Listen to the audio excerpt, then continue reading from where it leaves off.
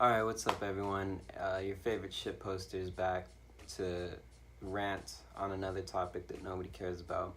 Today's topic is gonna be why I hate feminism. I'm gonna talk about is real feminism and why I kind of think it's stupid or I disagree with it.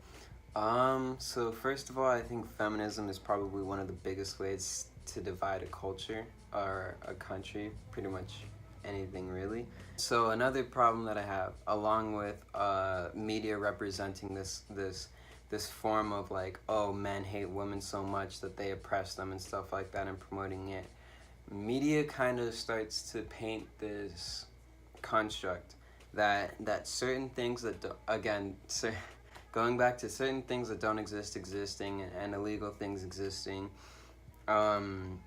and that's so not true. And the reason why I have a problem with it is not so much as us men, but it kind of starts to affect women, and that's when I think there's a problem, because it's really easy, I think, for if when women are just like, oh yeah, I hate all men for no reason, men aren't gonna hate themselves, especially for no reason. So it's easier for us to be like, oh, what? They're talking crazy. Oh yeah, I know. Should we ignore them? Sure. And you already have that community of whatever. We're not gonna listen because you already embarrassed yourself. But that's not the same for women. When you believe that you're getting spoken up for and you are trying to advocate for a lot of the same causes and liberties that you believe that you don't have, you start to make the mistake of believing stuff that you don't really know isn't true. And that's what's scary, because there's a difference between ignorant people not doing research because they know that if this isn't correct, it's not going to help push their agenda. But it's so much for the people who don't, who trust. There's certain reliability and people that they know. And when you start to when you're not able to trust the things that you would otherwise have your reliability, and that's when it becomes a problem. So for example, when we invent things like rape culture, and we say that men rape a lot of women, and rape is very common, and it's not safe in places like school campuses and stuff like that, because of statistics that show how likely a woman is to get raped. It's troublesome, because first of all, I think we could all kind of advocate that we don't want that to happen, but there's a difference between genuinely not wanting that and then not really. Because see, if you genuinely didn't want it to be that way, if you genuinely didn't want it to be that way, then what you would do is you'd do research. You'd want to change it, or somehow come up with a solution in which that doesn't have to happen anymore. And among that research, you'd find out that the stuff that you're being told kind of isn't true. And then you'd realize that, oh hey, I don't have to worry as much, or I don't have to worry anymore, because a lot of that stuff about what I've been told isn't true anymore. So, and you'd be told, okay, well, so a lot of the stuff that I've been told isn't true, so I don't have to worry as much anymore. I don't have to get as worked up about it. Whereas people refusing to believe the truth because it doesn't help them get their message across, which, by the way, their message only exists because there is a problem. So when you find out that there isn't a problem, and you ignore it because you don't want it to be true, I think that's when it gets into a problem. Because, for example, a lot of argument that people have is guys can be charismatic. Guys can do whatever they want at whatever time because they don't have to worry about things. And it's not the same for women, because they have to worry about getting raped and worry about being sexually assaulted, and they don't have the same freedoms that a man does. And how can you say that when that's not true? It's kind of, you have to think about what you're saying. Because again, the statistics show that us men are the more likely victims of the violent crime if it were to occur. So if that's the case, but men are allowed to be the charismatic ones and the carefree ones, then shouldn't that get the message across? Well, if men aren't getting hurt and they're the ones who are more likely to, then doesn't that mean we should be fine? So one thing that I feel like divides us a lot too is women don't take responsibilities for themselves. So, just to reiterate, this isn't for all women or targeted at all women or me trying to say that, but when the outliers start becoming the majority, that's when I feel like it starts demanding some attention at least. Because when you have people who genuinely believe that they want to change or actually have a cause that they really feel they're standing up for, and you kind of really throw it all away with examples like these. Hey, how are you today? Quick question for you. Why would you encourage people to firebomb my van? Why would you do that? Do you think that's appropriate to encourage people to firebomb my van and hurt my crew when we're just expressing a difference of opinion? If we have your pictures right here of your tweets, of you posting our location, right? Let's hold that for me there. Not KJ. So, is that the way you deal with civil disagreements? I've heard a lot of people talk about calls to civility with President Trump and conservatives, but what about this? What about firebombing someone, committing acts of violence? I would never encourage acts of violence against you. I don't want anyone to ever hurt you. Nothing, huh? This is the tolerant left? These are really good. No, my feelings aren't hurt. I just don't want to be firebombed. Really, it doesn't really have a place in today's political discussion, wouldn't you say? I can do it all day. You're disrespecting my flag by wearing it on your body. Really? What bothers me is encouraging acts of violence and acting like an animal. I've never done that. What? You're posting This is her asking people to bomb my van. You know, she did it. You put it on Twitter? Bomb, van, fire, take care of it. Okay, that one was spicy. That one was good. That one was, like, it wasn't just the fact that it was wrong, it was just straight up illegal. That one was kind of a radical example, and the ones that I want to bring more attention to or bring a light to is really kind of examples like these. That's why I'm not filming anymore. You're not filming? No, I don't have my camera set up today. I know that a lot of people have talked to you already about this, but in regards to the filming and the live streaming, that you're not authorized to do it. Yes, if it's only yourself and you're against the wall where nobody else is filming. So you want me to be? I think I'm being phone harassed though, because it's like I don't even have my camera here.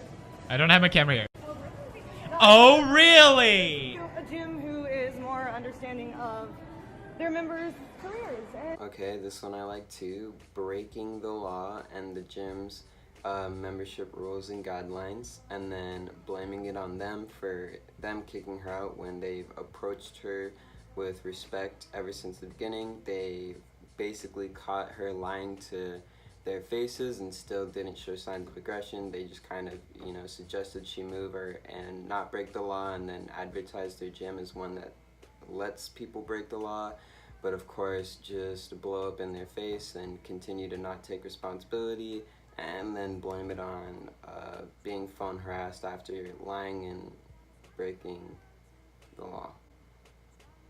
So I married a Canadian, and I came to Canada. And then I divorced him. Imagine you guys, you stream for 5 years, full time. I've gotten drunk, I've fallen, my butt has shown, and Twitch has been behind my back the whole time. Like, hey, it's okay, just delete the clips, we're cool. I've been good with Twitch. I've never even had a 24-hour suspension. I've never had a suspension on Twitch. But really, the reason why it's so frustrating is because I know that not all women are like that, and that's kind of why I'm bringing these ones into light, because the thing that's the most heartbreaking and the thing that is really kind of the saddest, and this is kind of how I feel like there's those women, and then this example is going to be basically like genuine people who want to change or believe in a cause, or that there is a cause. That's why, because of these kind of girls. Oh my god, let me. Sorry guys, I'm just pushing my bra together to show how a push-up bra works. That's your fault for seeing. Literally, because of these kind of girls, people come to the stream and they expect the same thing, but literally, they are just in the wrong page. Not every girl streamer is like that, and it tilts me because these particular girls give you that impression, and it's so annoying. That's actually not true. I mean, bias. It really depends. It really depends. For smaller streamers, it's really hard. Why Twitch? Why? I've been streaming for almost a year. and I'm streaming. I'm giving all myself to stream. And I am always being declined for a partnership. While there are a bunch of people that don't even know why they get partnered, or there are people that get partnered but then they stop streaming for a few months and everything is like, the numbers are not 75 per month like average viewers. What is the concept? See, that breaks my heart. And because, so the reason why I'm showing a girl, when first of all, I have to acknowledge that Twitch really does kind of make a huge point in how they have a bias or a systemic difference between how they treat women versus how they treat guys. But really that's not the point, because this is what this is a video about feminism and not guys versus girls. But when I feel like this person completely embodies or perfectly embodies how women who actually genuinely feel like there's a cause, or they're being represented or being stood up for in situations like these, but you're not. You have, of the 3 women, 2 women who kind of avidly break terms of service, get let off easy, don't know how to take responsibility for themselves, and really just kind of abuse a lot of, or take advantage of a lot of things very clearly. And that is kind of what hurts, because then you have this painted picture of oh, this is what people are like, or this is what women are like, and then you have Twitch clearly supporting it, because really the only thing that they care about, and I'll let you guys in on a little secret, is they only care about watch time. They don't, even though they have terms of service and policies in place, and they definitely know how to enforce those terms of service and policies in place. And Twitch has been behind my back the whole time. Like, hey, it's okay, you know, just delete the clips, you know, we're cool. I've been good with Twitch. I've never even... Why? How come when I show nudity they don't tell me that? They just ban me. What the f... They don't care. It's not important to them as long as you have that watch time. So even if you're a girl, or even if you're someone who constantly breaks terms of service and policies, as long as you're getting that watch time, and as long as you're getting donations, because Twitch makes money off of your donations, as long as you have no personality and aren't working for the money you get, Twitch doesn't care. But then here you have someone who's the same gender, but it's not that it's special treatment towards gender, it's the fact that this is someone who's actually working for their content, someone who's genuinely trying to put it out there for what Twitch was made for. Yes, it's not exclusive to gaming, and it doesn't say it's a gaming site, but to say that that's not anything of what it represents would be too much of a reach. So you have this person who's avidly trying to be themselves, and not this now expectations that people are demanding. As she even said, people either come and expect this from her, and if she doesn't do it, they leave, or they just don't come at all. So what you have is a girl who has low watch time and doesn't get as much donations, which means Twitch isn't making enough money off of her. So they have this obvious bias and kind of downhill battle for the person who's following their terms of service and policies in place. Because that's, I understand, oh, well, why would they give, why should they pay attention to someone who isn't as good as the others? And that I fully recognize. But when it's, we have terms of service, we know how to enforce those terms of service. They just banned me. What the f... We have someone who works in the terms of service and follows the guidelines and actually works and tries to put real content out there. And then we have people who constantly break our terms of service, but we don't care because watch time and money. That's when you start to set these expectations. You're setting a bias, and that's what I hate. When you set these expectations for people who don't want to meet those because they have a genuine cause and belief in that they want to kind of make known and reinforce, of basically just better, genuine people that just kind of get everything that they want for change thrown in the trash because of stuff and expectations set by things like these. That's the huge problem that I feel is broken in it. But anyways, if for whatever reason you decided to stay and watch the whole thing, I feel bad for you, but stay blue.